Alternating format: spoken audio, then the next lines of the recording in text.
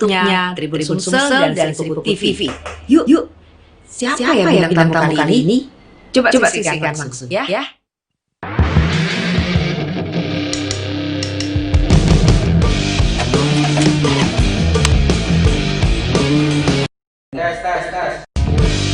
Oke, standby. 3, 2, 1.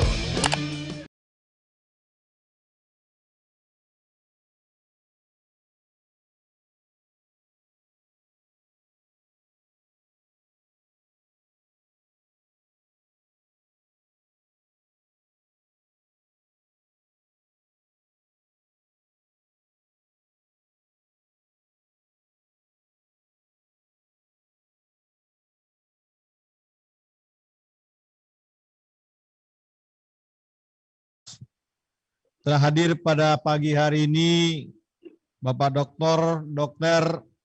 Azizul Khair Ali, SPPD KGH Finansim. Beliau adalah Ketua Ikatan Dokter Indonesia Kota Palembang. Kemudian juga hadir bersama kita Dr. Fauzia MKes, Pelaksana Tugas Kepala Dinas Kesehatan Kota Palembang. Dan beliau juga didampingi oleh Dr. Yuliarni MKes, yang kapasitas beliau adalah Sekretaris Dinas Kesehatan Kota Palembang. Beliau tampil langsung berdampingan berdua karena Dr. Fauzia mungkin ada kegiatan lain yang sangat mendesak, nanti bisa kita maklumi. Pak Dokter,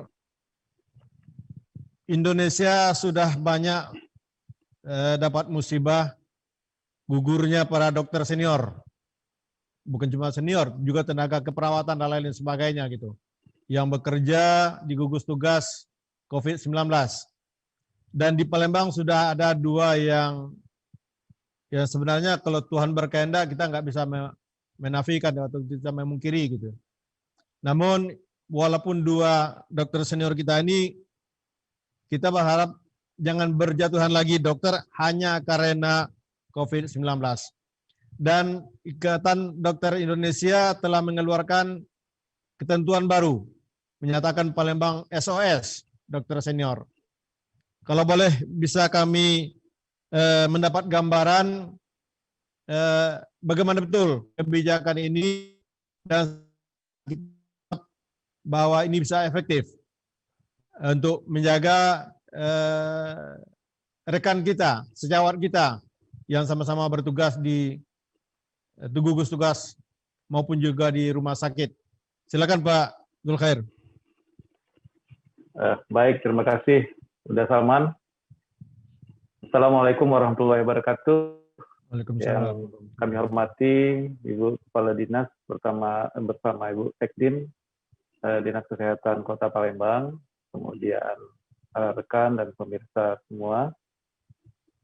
Yang pertama, saya ingin mengucapkan belasungkawa yang sebesar-besarnya karena mulai terhitung hari ini sudah 105 tenaga dokter kita, dan utamanya adalah senior di Indonesia yang berpulang dengan COVID, dan lebih kurang 70 tenaga kesehatan yang lainnya, terutama perawat yang juga sudah mengorbankan jiwanya, mengabdi untuk mengelola pasien-pasien kita, pasien COVID. Dan di Kota Palembang sendiri tercatat yang terkonfirmasi positif sampai akhir Juli itu sudah 154 orang tenaga dokter yang konfirmasi positif, dan 2 diantaranya sudah mendahului kita, sudah meninggal. Ya. Jadi tergantung SOS ya, sebetulnya kita tidak menghitung berapa jumlah. 1 orang saja yang meninggal bagi kita adalah satu kerugian, karena tenaga dokter, tenaga profesi itu adalah sangat dibutuhkan, terutama dalam kondisi pandemi seperti ini, dan kita tidak mungkin untuk mengganti dalam waktu dekat 1 atau 2 orang dokter yang meninggal. Apalagi kalau kita perhatikan, dalam kondisi seperti sekarang ini sangat rentan sekali tenaga-tenaga dokter, terutama yang senior. ya mengalami kondisi seperti ini. Jadi kita punya data, kalau boleh saya memberikan screen sharing screen.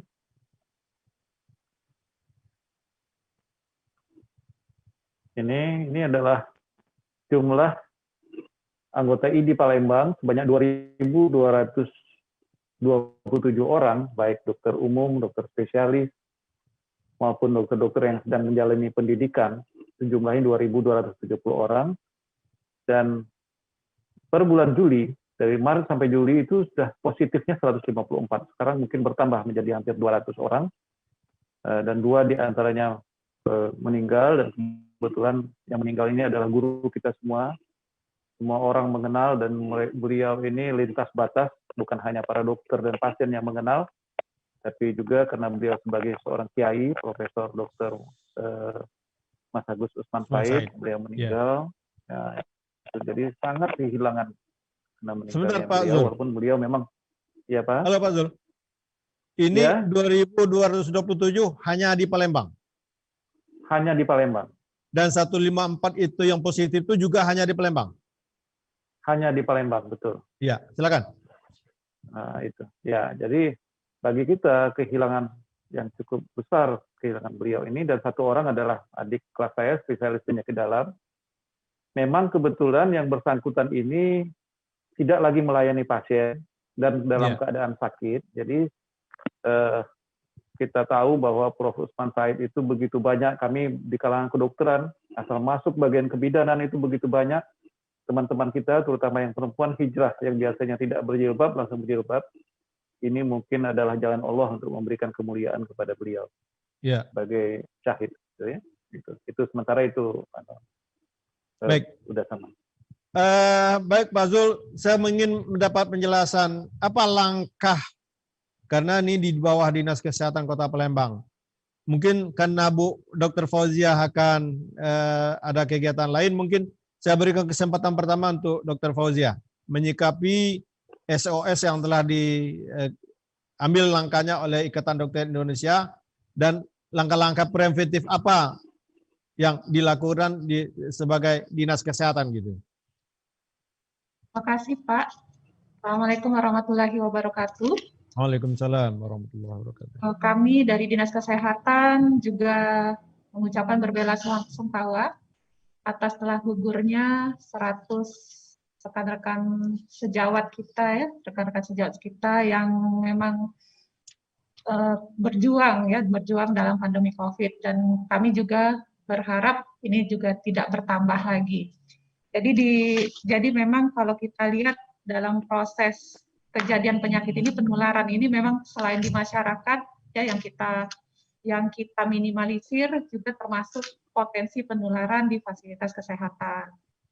Nah, untuk di pemerintah kota sendiri dalam hal jam kerja, jadi kita di kesehatan terutama di sini kita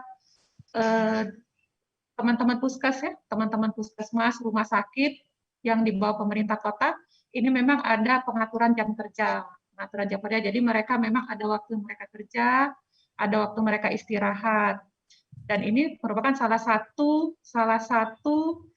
kebijakan dari pemerintah untuk meminimalkan potensi kontak. Selain itu juga kami juga sudah meneruskan surat edarannya, baik itu dari Kementerian Kesehatan, BPJS, maupun juga dari ID ya, kalau nggak salah dokter ya, terkait pelaksanaan telemedicine. Jadi untuk kasus-kasus terutama yang kasus-kasus yang tidak emergensi, itu untuk proses pelayanannya itu juga melalui telemedicine, bisa dilakukan telemedicine. Selain dari untuk pengaturan jam kerja tadi, tentu ini mengikuti instansi yang terkait. Dan saya yakin di instansi terkait rumah sakit maupun pemerintah maupun swasta, itu ada regulasi internal tersendiri ya yang mengatur. Nah, tapi kalau untuk di level kota, kita prosedurnya seperti itu, sudah ada work from home itu dan telemedicine. Dan selain itu juga untuk teman-teman kami tenaga kesehatan di fasilitas puskesmas ataupun rumah sakit ya, Itu juga dibekali dengan APD atau alat pelindung diri. Jadi alat pelindung diri yang memang digunakan sesuai dengan zonasi area infeksi di fasilitas kesehatan itu sendiri. Dan itu memang dipantau untuk ketersediaannya, baik itu pembiayaannya dari ada support pusat, daerah, maupun mungkin pembiayaan yang ada melalui pembiayaan yang ada di puskesmas atau rumah sakit, karena mereka sudah BLUD ya. Baik, Itu yang dokter. Barangkali saya ingin bertanya, mungkin juga bisa dengan Pak Zul langsung menanggapi.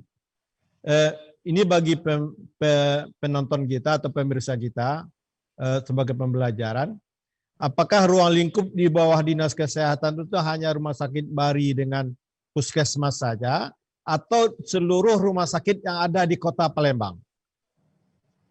Kalau tadi yang dikatakan oleh Pak Dokter tadi, seluruh ID yang ada di Kota Palembang, apakah include itu di Rumah Sakit Seloam, Rumah Sakit Caritas, Rumah Sakit Muhammad Usin, dan Rumah Sakit Siti Fatimah, dan lain-lain rumah sakitnya gitu? Karena ini perlu masyarakat mengetahui gitu. SOS itu apa hanya untuk level tataran pembinaan di bawah Dinas Kesehatan Kota Palembang saja, atau mencakup juga yang di bawah Dinas Kesehatan Provinsi tapi berada di Kota Palembang? Silakan Dr. Fauzia. Ya, kalau proses pembinaan dari Dinas Kesehatan Kota itu di rumah sakit kelas C dan D, kelas C dan D. Jadi baik pemerintah maupun swasta. Begitu. Dan kalau misalnya untuk kelas B, kelas A itu kita berkolaborasi dengan Dinas Kesehatan Provinsi dalam proses pembinaan atau monitoring evaluasi. Ya, artinya yang 2 orang tadi itu di bawah tataran pembinaan rumah sakit Kota Palembang gitu, yang 2 korban tadi. Kalau yang meninggal guru kami yang meninggal itu, kalau lokasi rumah sakitnya memang di Kota Palembang, tetapi secara institusi itu dari Kementerian Kesehatan atau RSMA yang gitu ya dok ya? Betul. Ya, barangkali Pak Zul bisa membackup informasi jadi ini. mungkin kita tambahkan, yang 2.227 orang anggota ID Kota Palembang tadi, itu mencakup semua dokter yang berada di Palembang. Ya. Nah, tapi seperti organisasi profesi yang lainnya, seperti PGRI, mereka berada di institusi masing-masing. Jadi ada yang di bawah Kota Palembang, tadi sudah dijelaskan oleh Dr. Fauzia, yaitu semua rumah sakit swasta, rumah sakit negeri yang berada dalam lingkup Kota Palembang yang tipe C ke bawah. Jadi kalau rumah sakit Muhammad Usin itu kebetulan Dinas Provinsi. Kementerian Kesehatan. Kementerian Kesehatan ya. Kemudian bukan Dinas Kesehatan Kota Palembang gitu. Nah, kebetulan beliau berdua ini, Prof. Usman Said, selama ini dia adalah staf pengajar di Fakultas Kedokteran UNSRI dan bekerja di Rumah Sakit Muhammad Usin Palembang. Jadi dia dibawa di sini, sedangkan yang jawab kita yang satu lagi, Dr. Hairul Saleh, sebelumnya beliau ini berada di Sungai Liat, di Kepulauan Bangka Belitung, tetapi sudah setahun setelah beliau sakit. Tapi sebetulnya selama di Kota Palembang beliau tidak praktek lagi, tapi karena beliau berada di Kota Palembang, makanya kita ikutkan dan jadi anggota ID Kota Palembang. Gitu. Untuk Kota Palembang, Dr. Fauzia dengan Dr. Yuliarni, langkah-langkah mengantisipasi semakin banyaknya terpapar tenaga medis di bawah naungan Dinas Kesehatan Kota Palembang, apa yang telah dilakukan dan ke depan bagaimana menghadapinya gitu? Baik Pak, saya bantu ikut memberikan masukan ya Pak, terkait dengan tupoksi Dinas Kesehatan Kota Palembang. Jadi Dinas Kesehatan Kota Palembang ini tupoksinya di dalam penyusunan kebijakan, kemudian implementasi dan pengawasan ya, pembinaan dan pengawasan. Dari Dinas Kesehatan sudah banyak melakukan hal-hal yang terkait dengan rencana operasi yang ada di bidang pelayanan kesehatan. Sebagaimana kita ketahui bahwa permasalahan kesehatan ataupun status kesehatan masyarakat itu tidak hanya dipengaruhi oleh pelayanan kesehatan, karena pelayanan kesehatan itu berperan 20%, tetapi ada sisi-sisi yang lain yang harus diperhatikan. Ada genetik 10%, kemudian perilaku masyarakatnya 30% yang justru juga memegang peranan penting, kemudian lingkungan yang memegang peranan sangat besar yaitu 40%. Apa yang sudah dilakukan oleh Dinas Kesehatan, mulai dari penyusunan regulasi, kemarin kita sudah berkolaborasi dengan, bersinergi dengan OPD-OPD yang ada di pemerintahan Kota Palembang di dalam penyusunan berbagai macam regulasi yang harus segera kita tindak lanjuti terkait dengan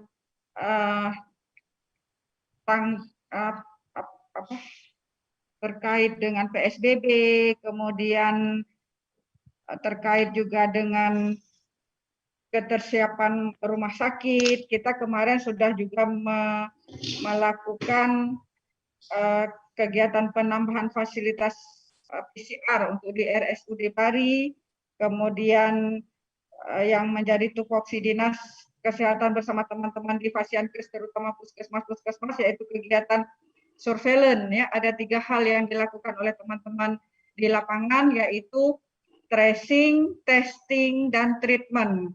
Ini yang menjadi tupoksi dari bidang pelayanan kesehatan yang telah dilakukan bersama-sama di puskesmas maupun di rumah sakit. Kemudian Zoom meeting, ya, bagaimana kita mengembangkan atau mengkomunikasikan berbagai macam info update terkait masalah PPI ini. Kemarin kami juga sudah mengundang tim ahli dari Rumah Sakit RSMH, Dr. Harun Hudari, untuk menyampaikan atau menjadi narasumber. Yang kita undang adalah kepala puskesmas dan dokter fungsional untuk memberikan pemahaman-pemahaman bagaimana implementasi PPI yang harus dilaksanakan oleh teman-teman di puskesmas. Bukan hanya di puskesmas, tetapi juga di rumah sakit. Kami juga sudah melakukan kunjungan untuk menilai secara langsung bagaimana implementasi Pergub, karena Bapak Gubernur itu sudah membuat surat keputusan menunjuk beberapa rumah sakit yang ada di Kota Palembang untuk rujukan COVID. Ini kemarin kita sudah melakukan kegiatan pembinaan, pengawasan untuk melihat secara langsung bagaimana implementasi pelayanan COVID ini yang ada di rumah sakit yang ada di Kota Palembang.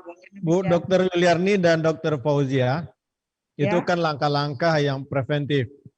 Kemudian saya ingin tahu sarana dan prasarana apa saja yang bisa di-upload atau diberikan kepada tenaga medis, pokoknya yang ada di puskesmas, rumah sakit, sehingga betul-betul terproteksi.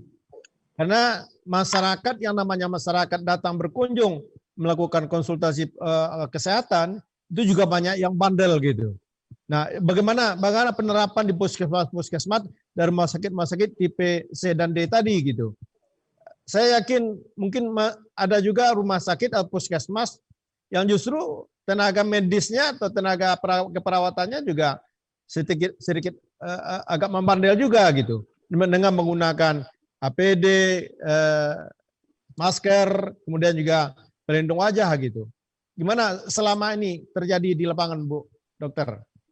Ya, baik, untuk menilai kepatuhan, jadi karena puskesmas kita, ya, puskesmas termasuk juga rumah sakit yang pemerintah terutama dan beberapa rumah sakit swasta itu kan mereka sudah ada penilaian akreditasi. Nah, salah satu poin dalam akreditasi itu tentang pencegahan dan pengendalian infeksi.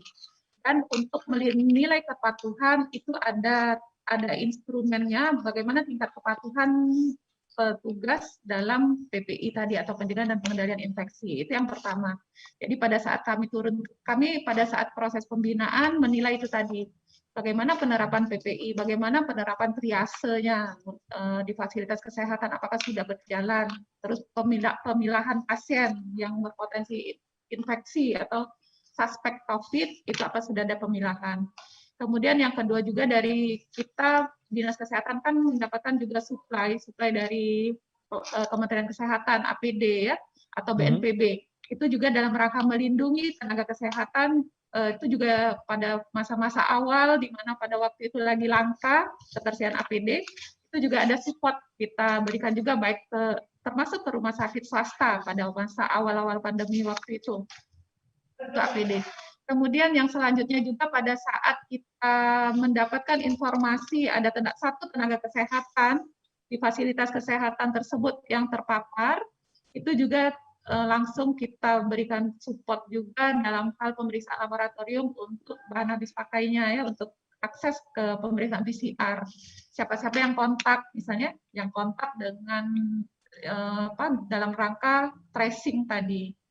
Itu juga beberapa hal yang sudah dilakukan, baik itu preventif, tentu yang utama Pak, preventif, kemudian juga ini langkah-langkah bagaimana kita melihat kepatuhan tadi, dan dalam penerapan pelayanan terhadap COVID-19 ini. Bu Dokter, APD yang diberikan kepada tenaga medis itu ada kurun waktu berlakunya. Apakah sekali berapa wajib diganti? Apakah hanya itu kembali yang didaur ulang atau dicuci atau apa segala macam gitu? Karena ini tenaga medis ini sangat rentan sekali terpapar dari pasien gitu. Apakah ini juga menjadi kendala dalam melakukan pembinaan dan sterilisasi para tenaga medis yang ada di Kota Palembang gitu? Ya, itu tadi Pak, dalam rangka pelayanan di fasilitas kesehatan perlu ada zonasi tingkat infeksi atau levelnya. Dari situ nanti baru ditentukan level APD apa yang digunakan berdasarkan tingkat infeksi di masing-masing ruangan. Nah, terkait APD ini macam-macam. Ada yang memang single use, kayak masker, kayak gitu ya. Ini kan sekali pakai. Tapi kalau misalnya hazmat, APD, baju, hazmat ya, baju hazmat, itu ada yang reuse, ada yang single use, ada informasi produknya sendiri dari masing-masing produk tadi. Gitu. Gitu Pak. Ya. Kalau boleh saya tahu, sekarang kondisi Kota Palembang ini sudah zona apa nih? Karena beberapa kecamatan ada yang merah, ada yang orange, dan ada yang memang sudah hijau gitu. Ya. Saya pantau peta risiko BNPB Pusat, itu semalam BNPB Pusat itu masih di tanggal 30 Agustus, data update mereka. Itu Kota Palembang berada di zona dengan tingkat risiko sedang, atau kalau kita pakai warna itu orange, gitu. Soalnya begini, kalau semalam saya lihat rata-rata, mungkin Pak Zul bisa bantu backupnya, itu tingkat kematian COVID di Sumatera Selatan itu nomor 4 di nasional gitu. Artinya perlu diwaspadai gitu. Kenapa update di Kota Palembang atau di provinsi itu tidak diberlakukan lagi gitu? Sehingga masyarakat bisa tetap waspada gitu. Kalau update kasus di provinsi itu setiap hari ada Pak. Update, di websitenya Dinas Kesehatan Provinsi. Demikian juga yang pemerintah kota juga melakukan update ya, dari Halo Palembang, kemudian ada GIS COVID, ada juga dari pedsosnya pemerintah kota, itu selalu diupdate. Dan memang tapi tidak terpublikasi, hanya orang melihat website saja yang bisa mengetahui gitu. Dan kami juga ada grup dengan wartawan. Ya, jadi Dinas Kesehatan ada juga grup dengan wartawan, setiap sore itu ada update. Dan juga untuk zonasi memang ada 14 indikator Pak, selain kematian tadi ada 14 indikator berdasarkan ketetapan dari BNPB Pusat. Baik. Pak Zul barangkali bisa menambahkan atau menyikapi, kalau saya melihat SOS ini begitu darurat gitu. Tidak hanya dokter gitu, masyarakat juga ada dalam status darurat gitu. Ya, jadi begini, kita kan boleh dikatakan sudah 6 bulan ini menjalani ini. Dalam waktu 6 bulan ini, kalau kita dalam kehidupan sehari-hari, berjuangnya itu sudah fasenya itu sekarang mulai fase mengikuti kelelahan. Ya. Kelelahan ini bukan hanya kecapean kita, bukan hanya terjadi pada masyarakat, di kalangan masyarakat. Sekarang masyarakat sudah malas, bosan untuk tinggal di rumah. Sekarang mereka sudah bosan untuk melihat data-data. Ya. Kita pun juga kesulitan untuk melihat data-data. Jadi baik petugas, kemudian masyarakat, semuanya sudah kelelahan.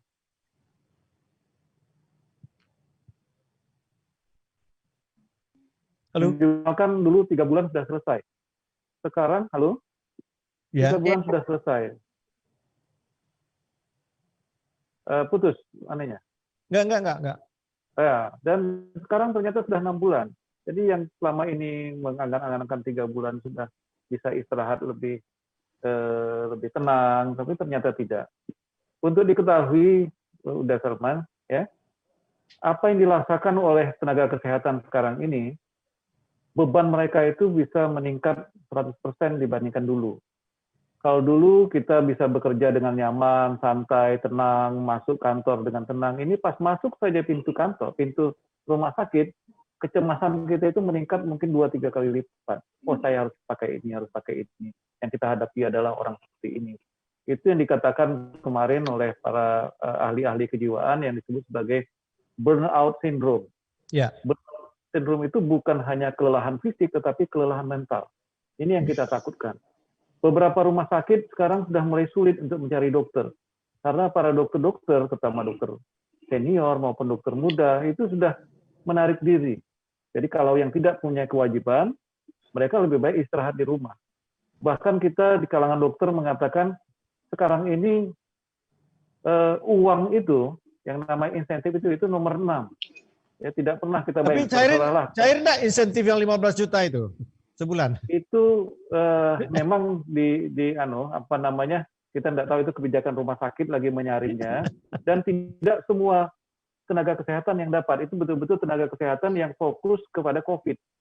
Kayak seperti saya kan merawat pasien-pasien yang lain, mungkin berterapkan pasien COVID, itu tidak terdaftar dalam jumlah itu. Dan kita pun terus terang, semua tenaga kesehatan tidak banyak berpikir soal keuangan itu. Kalau bisa istirahat di rumah, itu lebih nyaman rasanya. Orang-orang lain WFH bisa, kantor-kantor lain bisa tutup, gitu. Kita tidak. Selama 6 bulan ini, kita tetap bekerja di rumah sakit, masuknya tetap dari jam 7 sampai jam 3, dan itu menjadi beban berat bagi kita. Apakah berlakunya sistem A+ di rumah sakit nggak bisa diberlakukan dengan dokter? Apakah dokternya yang kurang atau bagaimana nih gitu? Maksud saya begini, Jadi, seminggu ini kelompok dokter ini yang bertugas. Seminggu istirahat, seminggu lagi dokter ini yang bertugas. Jadi ada rentan waktu, tenggang waktu untuk istirahat, menjernihkan pikiran, tidak stres. Ketika pun masuk lagi, beban stresnya tidak setinggi sebelumnya gitu. Betul. Baik, pada awal-awal pandemi, jadi bulan Maret sampai bulan April itu umumnya rumah sakit mengadakan seperti itu, memperlakukan seperti itu, terutama tenaga-tenaga dokter yang bekerja di lapangan. Tetapi dalam kondisi sekarang ini yang dianggap semuanya sudah new normal, kita sudah kembali bekerja seperti biasa. Ya, kita bersyukur tadi Dinas Kesehatan Kota itu masih memberlakukan WFH bergantian hari di puskesmas. Tapi ternyata juga tidak mudah, ya karena kita di rumah sakit ini, tenaga dokter itu tidak sama banyaknya. Ada misalnya tenaga ahli paru itu hanya terbatas orangnya, misalnya ahli ginjal terbatas. Jadi kalau ini kita gilirkan itu akan susah gitu. Jadi kita kebetulan saya sebagai kepala KSM penyakit dalam, kita secara internal sudah membagi itu. Jadi kalau tenaga misalnya bekerja sudah selesai, tugas-tugas sudah selesai, silakan istirahat, nanti datang lagi siang. Dan yang harus diingat, sudah Salman, kita di Rumah Sakit Muhammad Husin ini ada peran ganda. Jadi di samping bekerja melayani, juga mendidik mahasiswa kita, baik yang S1 maupun S2 maupun S3. Jadi sampai saat ini, ya alhamdulillah kalau kita lihat dari sisi persentase keterpaparan, Itu dibanding awal-awal yang 154 tadi, itu jauh menurun. Nah, jadi kita kan sudah mengenal trik-trik bagaimana kita bekerja, bagaimana memperlakukan APD, bagaimana membagi kerja dengan teman-teman yang lain, itu presentasinya sudah jauh menurun dibandingkan Maret Juli gitu ya. Tapi tetap ada yang terpapar. Pak Zul, kalau saya boleh menelisik lebih detail lagi, ideal di Kota Palembang tuh dokter spesialis paru-paru yang memang intens menangani COVID ini, idealnya berapa orang sih yang dibutuhkan di Palembang? Dan sekarang berapa cuma yang ada gitu? Iya, jadi kebetulan spesialis paru ini bekerja sama dengan penyakit dalam. Itu baik penyakit dalam yang konsultan paru maupun dokter spesialis parunya sendiri. Sepengetahuan saya, dokter spesialis paru murni yang ada di Kota Palembang ini, di Rumah Sakit Muhammad Hussein itu ada 3, ditambah konsultan paru yang dari penyakit dalam itu ada 5, jadi kita di sini bekerja 8 orang. 8 orang. Dan kalau dibayangkan dari 8 orang itu, kita bagi misalnya 1 hari 3, mereka besok akan bekerja lagi. Memang tidak, tapi selama ini kita dibantu oleh dokter-dokter spesialis penyakit dalam. Yang di luar itu jauh dari angka ideal. Jauh dari angka ideal. Sebetulnya dokter spesialis memang dibayangkan itu lebih kurang 1/10.000 orang, tapi itu spesialis secara umum, gitu ya. Yang khusus itu belum ada ketentuan. Nah, yang jadi masalah 8 orang ini sebagian besar juga bertugas di rumah sakit lain. Karena diketahui bahwa dokter-dokter di rumah sakit yang lain, rumah sakit swasta itu biasanya di-drop dari dokter-dokter di Rumah Sakit Muhammad Hussein ini. Walaupun ada 3 atau 4 orang dokter paru di luar. Saya kira itu. Jadi memang sangat sedikit. Ya, ini ada pertanyaan Pak Dokter dari Facebooker Sriwijaya Pos yang menanyakan. Pertama, apa betul sekarang rumah sakit rujukan COVID-19 sudah penuh dengan pasien COVID-19? Kemudian kedua, apa imbauan untuk warga Palembang yang sekarang seolah-olah cuek dengan kondisi sekarang? Mal, pasar, dan tempat umum sangat ramai. Warga berkumpul tak patuhi protokol kesehatan lagi gitu. Baik. Jadi itu yang kita takutkan dari awal, Sudah Salman. Jadi kita mau kita takut itu kondisi seperti ini. Di saat jumlah kasusnya meningkat tajam, sementara tenaga kesehatannya masih yang itulah, fasilitas kesehatannya juga masih seperti itulah, nanti ada saatnya kita tidak bisa lagi menampung pasien-pasien ini. Apalagi sekarang rumah sehat yang di Jakabaring juga sudah ditutup gitu. Idealnya rumah sehat yang di Jakabaring itu idealnya dijadikan rumah sakit untuk pasien-pasien yang dengan keluhan ringan sampai sedang begitu. Walaupun yang tidak ada keluhan itu sudah bisa diisolasi di rumah masing-masing. Nah, untuk ketersediaan ini fluktuatif ya. Saya pernah kemarin kira-kira seminggu yang lalu mengirim pasien dari rumah sakit tipe C harus ke Rumah Sakit Muhammad Hussein karena harus tindakan, itu sampai 3-4 hari tidak bisa dipenuhi karena fasilitas di Rumah Sakit Muhammad Hussein itu sedang penuh. Apalagi untuk kasus-kasus yang berat. Kita di sini cuma punya 5 ventilator di Rumah Sakit Muhammad Hussein. Data di dinas itu cukup banyak, tapi kenyataannya tidak bisa dipakai untuk pasien-pasien COVID karena juga dibutuhkan oleh pasien-pasien yang lain. Barangkali Dr. Yuliarni bisa menyikapi karena di sini juga ada imbauan kepada pemerintah kota. Bagaimana imbauan terhadap masyarakat yang masa cuek, masa bodoh dengan situasi di lapangan, di pasar, di mal, bahkan kafe-kafe semakin ramai. Untung aja bioskop belum dibuka gitu. Harusnya kan ada regulasi dari pemerintah kota, karena pemerintah kota yang punya kewenangan di situ gitu. Baik Pak, jadi terkait dengan saya ingin menjelaskan dulu terkait dengan ketersediaan rumah sakit ya. Tempat tidur isolasi yang ada di rumah sakit. Jadi Dinas Kesehatan itu bisa melakukan pemantauan terkait ketersediaan rumah sakit, ketersediaan tempat tidur isolasi yang ada di 15 rumah sakit rujukan. Itu data update kami terakhir di tanggal 7 September, ada 631 bed ya yang terisi itu 35,73%. Memang untuk rumah sakit RSMH itu sangat tinggi memang persentase keterisian ruangan isolasinya. Tetapi selain rumah sakit RSMH masih ada rumah sakit lain yang dapat dimanfaatkan oleh masyarakat yang ada di Kota Palembang. Itu terkait dengan ruang isolasi.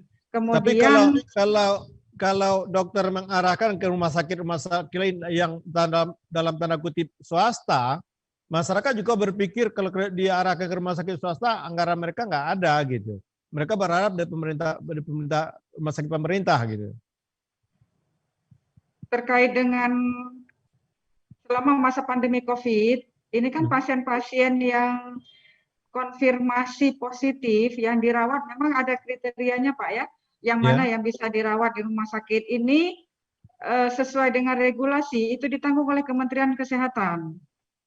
Jadi masyarakat tidak perlu khawatir karena memang dari segi pelayanan itu menjadi tanggung jawabnya dari pemerintah.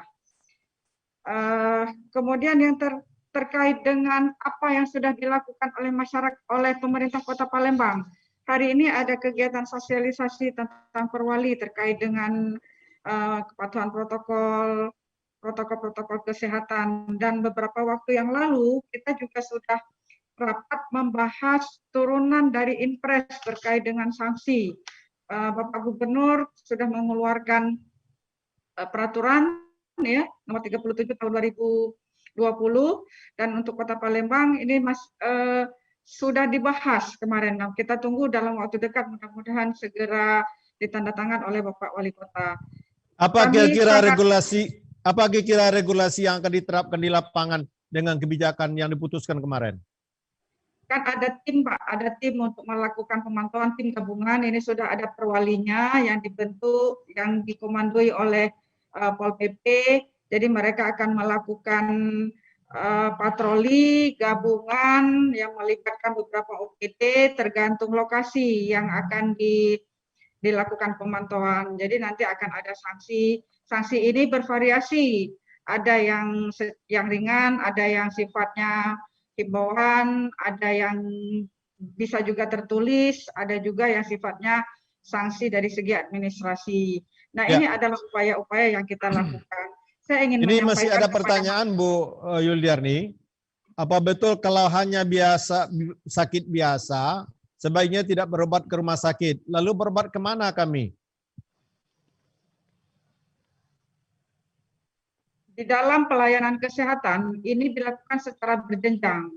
Kalau semua sakit ke rumah sakit, maka tentu kewalahan pihak rumah sakit.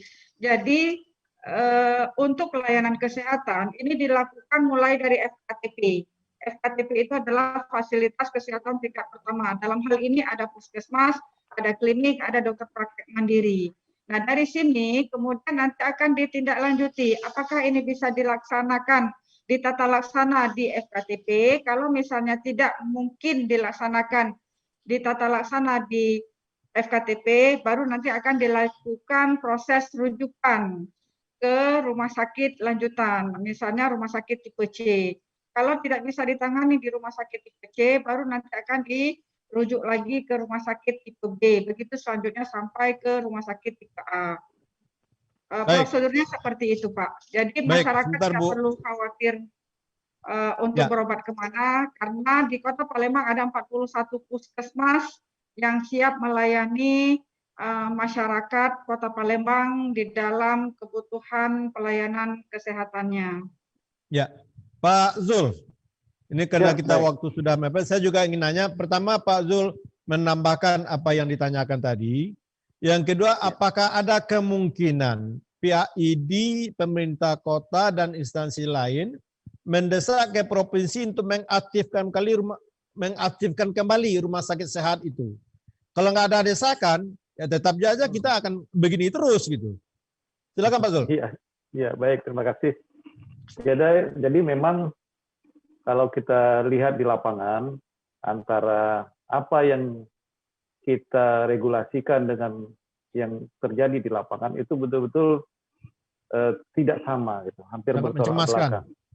Mencemaskan betul. Sekarang ini semua kondangan, semua pesta sudah terbuka lebar, kemudian jalan sudah terbuka lebar dan mereka betul-betul tanpa perlindungan, tanpa masker. Ya, saya lihat di lapangan itu justru orang-orang yang memang betul-betul berisiko tinggi itu tidak ada keluhan sama sekali, tidak ada perasaan takut sama sekali. Inilah yang sangat kita cemaskan sewaktu awal-awal kita menjalani new normal. Dan kalau kita perhatikan di beberapa provinsi itu sudah ada yang kembali melakukan PSBB. Saya dapat informasi Banten sudah mulai PSBB lagi. Ya. Dan kalau dulu kita berhitung itu kenaikan 200 sampai 300, sekarang naiknya 3.000, 2.000 sampai 3.000. Dan ini sangat mencemaskan. Dan kita berharap bukan hanya kita yang cemas, karena semuanya itu di bawah kendali pemerintah, ya pemerintah daerah maupun Pemkot maupun Pemprov, gitu ya. Apa yang disampaikan udah sama tadi, memang itu yang sangat kita harapkan. Bagaimana supaya upaya-upaya ini dapat kita lakukan kembali. Ya, kita menganjurkan untuk semua orang yang tidak ada gejala agar isolasi mandiri di rumah. Faktanya di rumah kadang-kadang tidak ada kamar khusus untuk isolasi mandiri. Kamar saya tidak ada, mungkin bernama orang mereka berkumpul di sana. Jadi tetap harus ada pengecualian, dan kita lihat di DKI rumah sehat ini pun masih tetap berjalan, ya rumah di Wisma Atlet. Itulah yang kita mengharapkan agar betul-betul dijalankan dan diperhatikan. Jadi kita waktu itu saya katakan kita memang seolah berjudi, Pak. Di satu sisi kita membutuhkan perkembangan ekonomi, tapi di lain sisi kita juga diancam oleh masalah kesehatan. Di mana apapun keputusan kita semuanya mengandung risiko. Dan kondisi seperti ini kita harus kembali ke awal. Apa yang dikatakan oleh Dr. Yuliarni itu semuanya baik, tapi bagaimana di lapangan ya kita lah yang tahu. Orang teman-teman di puskesmas. Kalau melihat gejala data terakhir, apakah memungkinkan kita mendesak seperti Bogor dan Depok sudah memperlakukan jam malam? Apakah mungkin? Apakah ada potensi ke sana kalau gitu? Seharusnya itu sudah dilakukan, karena kita lihat malam-malam itu sudah penuh dengan restoran yang buka. Padahal risiko yang paling berat adalah risiko makan bersama. Karena kalau kita makan bersama, itu apa yang terjadi di Korea dikatakan satu orang bisa menginfeksi sampai 56 orang. Nah, itu jadi betul-betul super spreader. Kenapa? Pada waktu makan kita pasti buka masker. Dan pada waktu itu angka penularan itu sangat tinggi. Jadi kita mengharapkan idealnya ada jam malam lagi, ada PSBB lagi. Tapi bagaimana kondisinya supaya ekonomi jangan sampai jeblok. Ada rencana dengan Kholeka di jajaran kesehatan ini mengeluarkan semacam desakan untuk itu ke pihak pemerintah kota atau provinsi gitu? Ya, kita sudah dari awal sebetulnya waktu itu pernah melakukan audiensi. Karena kita di Kota Palembang kan levelnya adalah kota gitu, Perwali itu sudah pernah diskusi lagi. Kita mengharapkan agar dinas kota juga dapat memfasilitasi. Mungkin kita harus bertemu lagi, harus diskusi lagi, ya, karena ini untuk masyarakat kita bersama. Ya. Jadi tidak ada kepentingan sama sekali secara personal, tapi bagaimanapun, ya kita maklum kalau dinas kota dia kan memang di bawah wali kota, begitu. Jadi kita yang di luar ini ingin mendesak lagi. Closing statement Pak Zul baik untuk masyarakat maupun pihak terkait gitu. Baik, untuk masyarakat, ya. Itu inti dari permasalahan kita. Lepas dari bagaimanapun kebijakan dari pemerintah, apakah itu ada denda atau tidak, kita harus menyadari bahwa satu-satunya cara untuk mengurangi atau menghilangkan pandemi ini adalah kedisiplinan kita. Bagaimana bisa kita patuh dengan peraturan, bagaimana kita disiplin untuk menjalankan protokol kesehatan, itu sangat ampuh untuk mengurangi pandemi ini, bahkan menghilangkan pandemi. Untuk pemerintah, karena bagaimanapun kita ini adalah rakyatnya pemerintah, ya. Apapun yang dilakukan pemerintah merupakan tanggung jawab yang harus dipertanggungjawabkan kemudian. Jadi mohon untuk tetap bagaimana caranya memikirkan masyarakat kita ini supaya kejadian ini semakin berkurang. Itu saja. Ya. Bu Yuliarni, closing statement terakhir, apakah memungkinkan Dinas Kesehatan Kota memberikan masukan kepada wali kota andaikan ada nanti desakan untuk memperlakukan jam malam?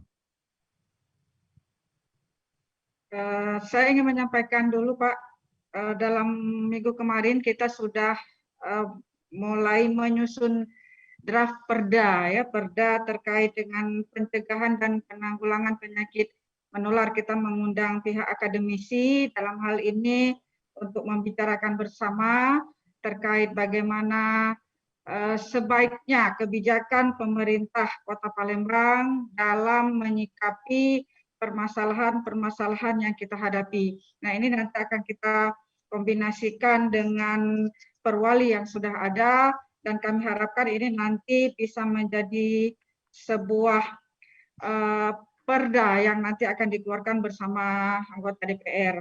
Dan itu menjadi acuan kita, mudah-mudahan pandemi COVID ini bisa segera berakhir. Saya ingin menyampaikan bahwa dalam kesempatan ini masyarakat adalah garda terdepan di dalam penanggulangan dan pencegahan COVID. Tetapi tenaga kesehatan merupakan benteng terakhir. Mari kita tingkatkan peran serta kita semua untuk sama-sama memberikan edukasi, mengingatkan siapapun yang ada di sekitar kita untuk senantiasa patuh terhadap protokol kesehatan. Karena hanya dengan cara seperti itu, kita akan mampu melewati ujian-ujian ini. Mungkin demikian, Pak. Dari rancangan perda tadi, adakah nanti andaikan desakan dari teman sejawat dokter untuk memberlakukan jam malam? Apakah sudah terbayang untuk memberikan masukan kepada wali kota gitu? Itu sudah kami bicarakan, Pak. Jadi nanti ada sanksi terhadap protokol-protokol kesehatan sudah kami masukkan di dalam draft untuk pembahasan perda ini.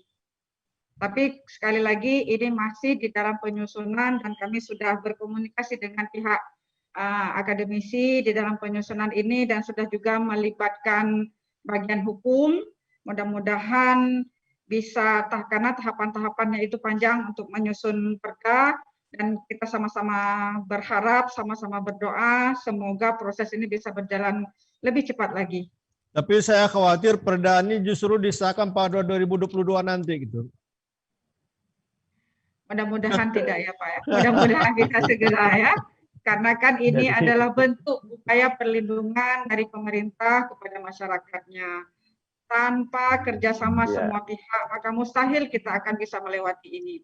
Saya juga ingin menyampaikan kepada kita semua, semua komponen masyarakat, semua komponen pemerintahan, ayo kita sama-sama saling bergandengan tangan, saling bersatu. Apapun yang bisa kita lakukan sesuai dengan peran dan kompetensi kita, ayo kita ingatkan masyarakat kita, karena mereka adalah bagian dari kita dan kita juga bagian dari mereka. Baik, terima kasih. Pak Ibu Dr. Yuliarni, tadi juga ada bergabung bersama kita dengan Dr. Fauzia. Bang Zul, terima kasih atas kehadiran, pembelajaran, dan warning bagi masyarakat, termasuk juga pihak terkait lainnya. Di Sumsel Virtual Fest 2020, kita akan ketemu nanti lagi pada topik dan judul yang berbeda, namun akan tetap mengupayakan bagaimana masyarakat terhindar dari COVID-19. Terima kasih Pak Zul, terima kasih Bu Dr. Yuliarni, dan titip salam kepada Dr. Fauzia. Wassalamualaikum warahmatullahi wabarakatuh. Waalaikumsalam warahmatullahi wabarakatuh. Terima kasih.